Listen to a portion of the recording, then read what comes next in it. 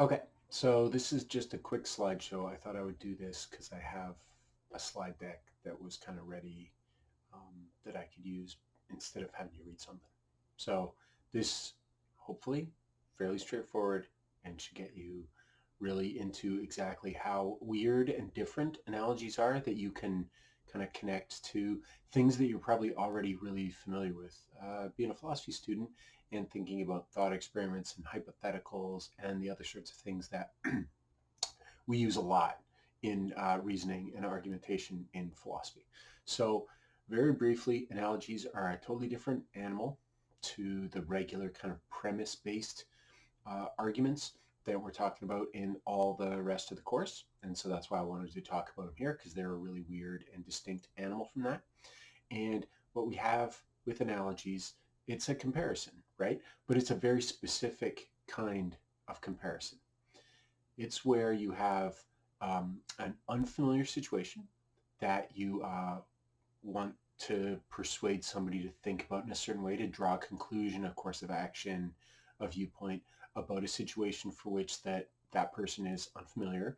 And what you're doing is recruiting a more familiar situation to help them think about it.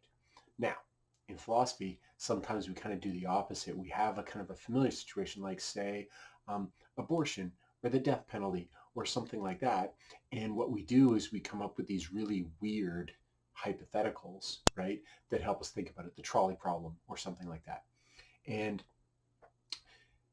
while that's true, in philosophy, we do kind of sometimes recruit a very unfamiliar and strange or impossible situation to help us reason about a familiar situation. The kind of the key thing that still makes that count as an analogy and kind of, at least for me, fall under this kind of top bullet as a definition is that even that weird, um, impossible or rare situation like the trolley problem is in certain ways kind of simplified so that it can form a guide for us to thinking about the more real world situation, which while it might be more familiar to us, is more complex, right? And so either way, analogical arguments are common. They happen a lot. People use them and rely on them a lot in discussions and in argumentation. And they do that because they're very powerful and efficient, unlike the other kind of argumentation that we do, where you kind of have to lay out your premises, that is, explicitly talk about your reasons for a conclusion. With analogies, you lots of times just kind of have to vaguely gesture at that familiar situation and just tell the person, think about this thing we're disagreeing about presently, just think about it like that thing, and you'll see what the right answer is. So they can be really efficient, but because of both of those things, because they can feel very persuasive and because they kind of happen so quickly, lots of things are happening at the same time, they can be really kind of dangerous, right? Okay, so let's talk a little bit about how they work. So instead of working kind of on the level of sentences or claims that have particular connections to them, the way that I think about analogies is that they actually talk about particular systems or situations or objects, and they look at them not in terms of what statements are true about them, but what kind of features they possess. So as an example, right, I'm going to compare apples to oranges here, right? And obviously I picked that because, it's a great joke and stuff, but it's because specifically, right, I want to argue that I want to persuade somebody that they should eat oranges. And my quote unquote reason for that, or my argument for that, is just going to be to say they're as good as apples. All right. So the analogical argument that I'm presenting here is just summed up by that simple statement, right? You should eat oranges because they're good as apples. Now, I could present that and think about it as a premise-based argument. We could map it out. It obviously wouldn't be very interesting, and it's because if we looked at it in a statement-based way, we wouldn't really see very much of what was going on, right? But when we look at that as an analogy, as comparing oranges to apples to reach some conclusion about oranges, we're going to get kind of some more detail and some more appreciation for how this analogical argument is persuasive or ought to be persuasive or not. How cogent is it? All right. So what we're going to do here is just kind of think we're sucking the fun out of this, right? By analyzing the situation a little bit more. And so instead of trying to think in a premise-based way, a statement or a claim-based way about what can we say that's true about these things, we're going to do something similar, but appreciably different. And that is just kind of like pick out the features of each one of these two situations that I'm comparing, right? And so I've got that down there on the bottom, right? Just some features that each one of those two objects has in common, right? And what we're going to appreciate here is that what we're going to try and do here is we're going to look at, when we're trying to analyze and evaluate whether this is a good analogy, like what are the similarities and differences, right? We have this intuitive sense that analogies are good when the thing that you pick has kind of relevant similarities such that the reasoning that you do on that comparison that you bring in is going to transfer over to the reasoning that you want somebody to do on the thing you're arguing about, right? So we're going to sort these things. So I've got this kind of lame animation where I'm just kind of dragging over the things that they have in common into the similarities box, and I'm contrasting or dragging over the properties, the features that the two fruits have that aren't in common, right? So you can see that as we sort through these guys, right, that I've collected now in the left-hand side there, the similarities, the things that oranges and apples actually do share in common to some extent, right? And then the dissimilarities, things that they have clear differences about, all right? And what we're doing here, the key thing, right, is that, I mean, you can pile up, you can enumerate similarities and dissimilarities between any two objects. And it's not the quantity of those things, but the quality, right? Some of those similarities are going to be the ones that like are important. The ones that my argument, they're as good as apples, right? You should eat oranges. They're the things that this is going to rest on, right? And so I've circled those down there, and what I'm calling those are the crucial features. That is, they're the relevant, significant, logically persuasive ones in this analogical argument, right? The fact that both oranges and apples grow on trees, yep, they share that similarity in feature, but that's not something that's relevant to my desired conclusion for you that you should eat oranges, right? But on the other side, the fact that they're edible, that they have vitamins, i.e. they're healthy or whatever, that they're sweet tasting, whatever, those are properties that they share in common that are relevant to that eating oranges as much, liking oranges as much as you like to eat apples, right? So the idea here is that we want to go from they're as good as apples, those things, and the goodness there is spelled out by those crucial features, and transfer that stuff. So what you think of when you consider an apple, hey, that's good to eat, right? Because of those particular crucial features. Once I talk about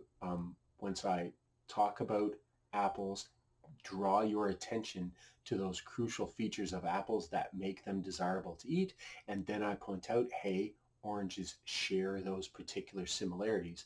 That's going to draw your attention to that and get you to transfer that conclusion that you have about about apples, that apples are good to eat and ought to be eaten, right? You're going to transfer that conclusion over to the oranges, right? So you're going to go from the goodness of apples, right?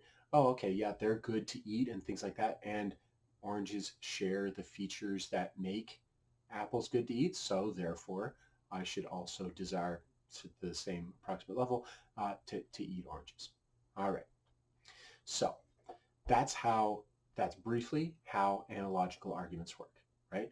You have a positive analogical argument or an analogy is where you should think the same about these two things or situations or circumstances because they share particular significant relevant features in common, right? And it's those features that they possess that lead to the conclusion in the familiar case. And because the unfamiliar or complicated case also possesses those same features, then you should transfer over that conclusion, that implication that you're making in the familiar case to the unfamiliar case. Now, we can also have analogical arguments where you pick something that is importantly dissimilar to the case that you're arguing about. And we call those disanalogies, right? And so the reasoning there is where you are picking out features. So I'm going to go backwards. No, backwards, right? There might be a case where I want to say that, you like apples, right? And you eat them and you enjoy them and stuff like that. And because of that, you shouldn't eat lemons, right? And one of the things that I would hinge on that is that unlike oranges and unlike apples, right, there's a dissimilarity between apples and lemons, and that is that they're not sweet, right? And so the sweet, not sweet would be over on this side, and I would point to that and say, aha, that's the crucial feature. That's one of the features of apples that leads you to desiring to eat apples, right? And so because that's a key crucial feature to the desirability of apples, because lemons lack that thing, you should also then infer that they lack the conclusion as well, that there are things that are not desirable to eat. All right? So you should think differently about lemons and apples when it comes to desirability of eating them, right? Now, both of these things can happen sometimes, right? At the same time, someone presents an analogy to make you think a particular way about a particular subject, right? And then somebody else presents a second analogy that is a disanalogy. And if that's the case, then we call that a counter-analogy. You don't really need to remember these specific terms, right? But you might have recognized them in other contexts. So that's why I'm kind of explaining them, right? So you can have, because analogical arguments work by comparing the present case, the case kind of under dispute, with hopefully other circumstances or objects that are more familiar, like the sky's the limit about what other examples you can draw in and present as analogical arguments, right? So you can have several analogical arguments, several disanalogies that act as counter-analogies to the same situation. It's much more creative of a process arguing in this way than typical premise-based argumentation is. And kind of just like the ARG evaluation system that I'm presenting about premise-based arguments for the rest of the class, analogies I've kind of approximated. There's a 3-aspect system for evaluating analogies as well that I've outlined just on this slide right here. And that is, look, you want your analogy, your analogical setup, to be close, to be apt, and to be intelligible. Okay, those don't directly, those 3 things, even though I've picked out 3, they don't correspond directly to A and an R and a G at all. So don't think of them, don't think which one of those is the A and which one of those is the R, because it doesn't work like that. But here's what we got. Basically, closeness is kind of the quantity of similarities, right? An analogy is better if it just has more similarities and less dissimilarities, right? So if the net similarity dissimilarity count is high between the circumstance you're arguing about and this other example, this analog that you're drawing in to use as a comparison, then that's good, right? That's a positive, right? But we don't just care about quantity of similarities, right? We want to know about the quality of those similarities. That is, the number of them that are crucial or kind of close to crucial or something like that, right? If they're just kind of superficial similarities that don't really go to the heart of the issue that we're talking about, then then the analogy isn't going to be very apt, right? Relevant. But if we have a high quality of the similarities that do occur are kind of really relevant, and or the dissimilarities that occur aren't very relevant, right? Then we're scoring well on this second kind of aspect of the evaluation here. And then third, and kind of independent of those two, is you want your analog, your analogy, your analogical argument to be intelligible to the audience, right? And because in most cases, right, the effectiveness, the persuasiveness, the degree of understanding and insight that you can bring people in the discussion um, to understanding what's going on in your argument, to understanding the issues better.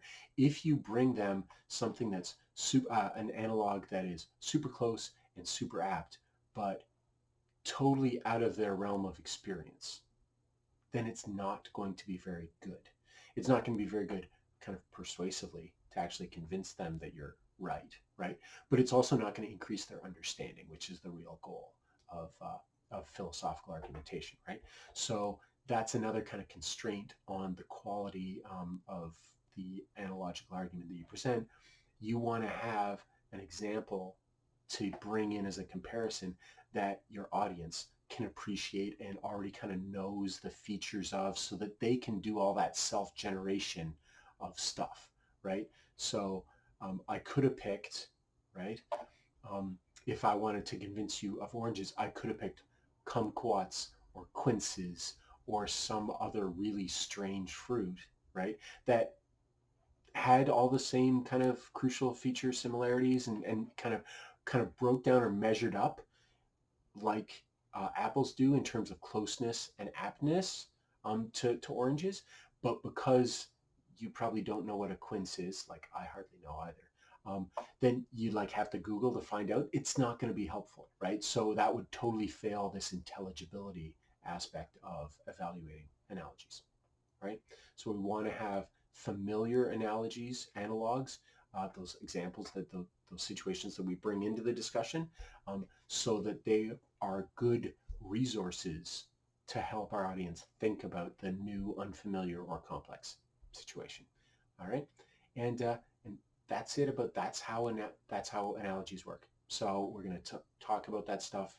We're going to maybe the quiz or reflection or whatever post lecture activity I have here is going to have you generate or evaluate analogies so that I can see that you kind of get what we're talking about here. And that's it.